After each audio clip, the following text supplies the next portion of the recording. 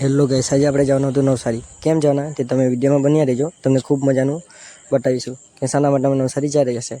આ છે ડીજેનો સેટઅપ માટે. તો પછી ફાઇનલી આપણે નવસારી આવી ગયા હતા, તમે જોઈ શકો.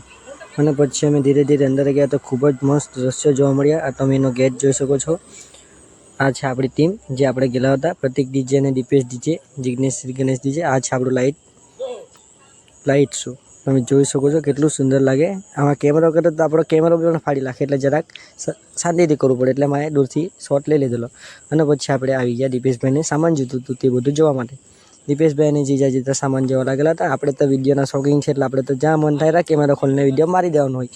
તો તમે જુઓ, આ સામાન તમને પણ જોતો હોય. પછી પ્રતિક ડીજે એમ કરીને લોકો એમ્પલી પાસે ગયા હતા, એમ્પલી જોતા હતા. આપણું તો એક જ કામ હોય, પહેલે જ કીધું કે આપણે તો વિડીયો બનાવવા માટે જ જઈએ. પછી એ લોકો બધું જોવા માટે લાગ્યા. અને આપણું કામ હતું, આપણને દીપેશભાઈ કીધેલું હતું કે જેટલો થાય એટલો વિડીયો મારતા રહેજો. તો એ લોકો જે સામાન ખરીદી કરતા હતા તેમાં આપણે તો વિડીયો મારી લીધા હતા. અને પછી ગ્રાઉન્ડમાં ગયા તો એમ્પલીને સેટઅપ બધા જોવા લાગેલો હતો. પછી લાઇટવાળુંમાં ને આગવાળું પ્રેશર જોતું હતું, તો તે જોવા માટે અમે જોયું. તમે જોઈ શકો.